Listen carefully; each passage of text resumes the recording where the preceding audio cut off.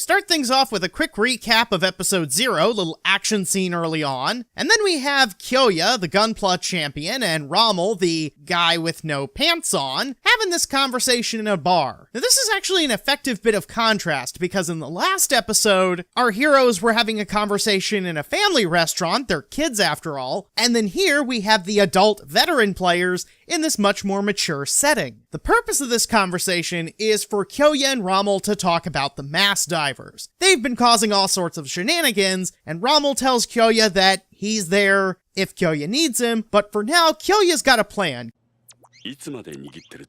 Is the show trying to tell me something, or is it just that half the high-level players in this game do not respect the concept of personal space? To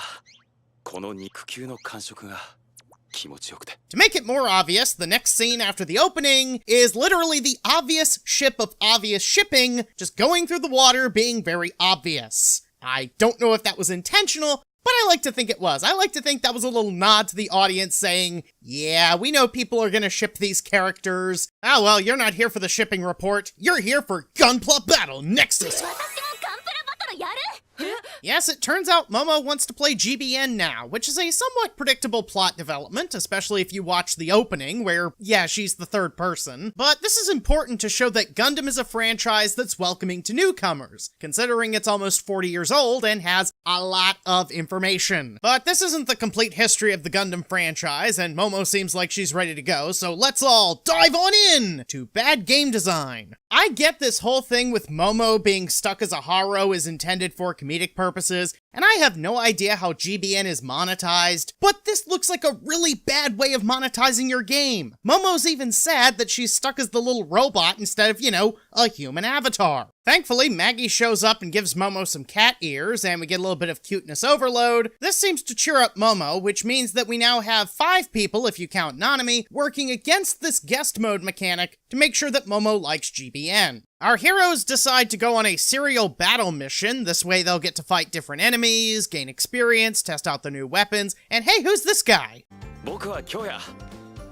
I know that's a really obvious disguise, but hey, it could just be a Kyoya fanboy who lacks originality. And that's what Kyoya's actually going with. No, I just like Kyoya so much, I know it's kind of embarrassing. Anyways, can I tag along with you kids? Cause my friends ditched me and I'm scared to play video games by myself. I'm exaggerating a little bit, but that's basically what he tells him, which makes it kind of odd that he charges in to be the decoy when the battle starts. As for our main characters, we see that Yuki's added the Changeling Rifle. This can switch between Beam Gatling and Beam Cannon. Also, if you look at the Gunpla, there's other barrels you can add onto it, including a knife. That's not ridiculous and gimmicky at all. This also adds a little bit of childlike innocence. The Changeling Rifle might not be practical, but it's fun to shoot. As for Riku, he's added some beam rifles to make the 00 Diver more well-rounded, kind of compensate for that lack of ranged weapons. And it looks like he's added a sword from the Sword Impulse Gundam. But notice how he's only got one sword? Yeah, old habits are hard to break. By having the new Gunpla revealed this way, the show is managing to use continuity to inform the audience about these characters. Yuki took a whole episode to develop the Changeling Rifle, whereas Riku just took 3 weapons from existing Gunpla, and he's testing them all out in the field so he can figure out what works. Next up is the intermission area, which serves as a lore-friendly way to break up the action scenes, so we can have time for things like slapstick,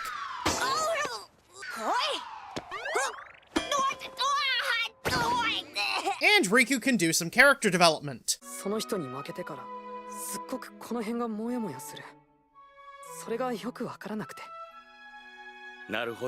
Kyoya goes on to talk about how Riku might be in denial. This idea that if you lose at a game you care about, it hurts, but you can kind of go into denial and tell yourself, oh, I wasn't really taking the game seriously, so it doesn't matter. I get that they're trying to give Riku some more character development, the idea of, I may be smiling on the outside, but I'm sad on the inside. It's a little bit awkward considering the character development Riku got in episode 2, and it may seem like he's taking a step back in episode 3, but by doing it this way, they're adding a little bit of sophistication. They're making it a show that doesn't just wrap everything up by the end of the episode. Alright, now that we've had our character development, it's time to go fight Walter Gundam! Am I making it sound intimidating? Because making Walter sound intimidating is very difficult. Turns out some mass divers got here first. Their whole plan is to just swoop in at the last moment, take over these serial battle missions, and that way they can fight the boss, get all the points, and not have to go through the boring part of fighting all the minions. We also get confirmation that yes, the mass divers are cheating. They're using some sort of cheating software. And this software is actually messing with the rest of GBN, so we get glitches like that zombie Leo from episode 1. I was not expecting that callback to episode 1, and that was a pleasant surprise. What was in no way surprising was the fact that, yeah, they're gonna have to fight the mass divers instead of flagging their accounts, calling a system admin, reporting them for cheating. I'm just gonna assume that mass divers have some sort of anti-cheating system so we can move on to the actual fight. The mass divers have super powerful armor, but a little birdie told me that you can attack their weak joints for massively outdated internet meme.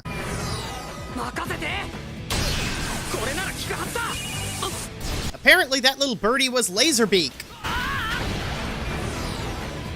Darn it, if only I had my extra weapons. Yes, you might have noticed that the 00 Diver doesn't have those extra weapons it had earlier on. Last time we saw them was in Phase 3, and I guess Riku just left him at the intermission area. The whole reason he was trying out these new weapons was because he wanted to find a way to compensate for the fact that he couldn't use Trans-Am. Considering a boss battle would offer new opportunities to test out these weapons, I think we deserve an explanation as to why Riku left him behind. Either that, or I've just discovered a plot hole. Yes, the heavens have literally broken open to reveal Devil Gundam, or Dark Gundam. I'm just gonna call it Robo-Satan for simplicity. And because of all these glitches, it's more powerful than it's supposed to be. Glitches are also the best explanation to why Robo-Satan's not attacking Laserbeak or random ninja character who doesn't say anything at all. Robo-Satan quickly takes out the mass divers, and I'll give the show credit. They established in episode 1 that you can just quit a level, so now when you can't quit because of the glitches, it has more impact. I'm also grateful that they aren't having Sarah get nauseous around the mass divers anymore. I was worried that was going to become a regular thing. Still, do we really need her to wander into danger like this?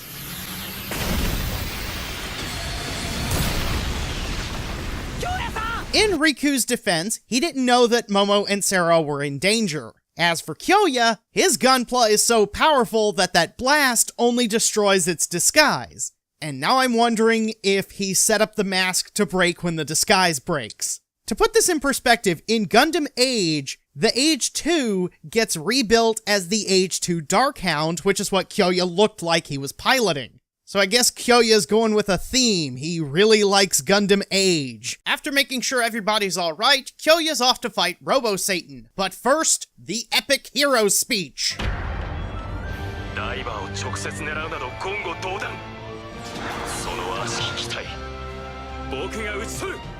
The rest of this battle is mostly about showing how powerful Kyoya is. We also get to see Yuki and Riku provide some support fire, and Kyoya seems impressed. I'm also impressed by this, which is why I'm gonna show what happens when the Gunpla champion channels the power of 90s nostalgia to defeat Robo-Satan with the ultimate Shining Finger Sword! Go!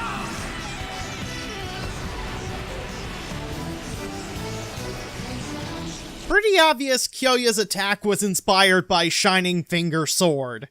Combine that with his epic hero speech, it's pretty obvious that the show's creators wanted to say, we're turning the rest of this battle into G Gundam, hope you enjoy the nostalgia. I enjoyed the nostalgia.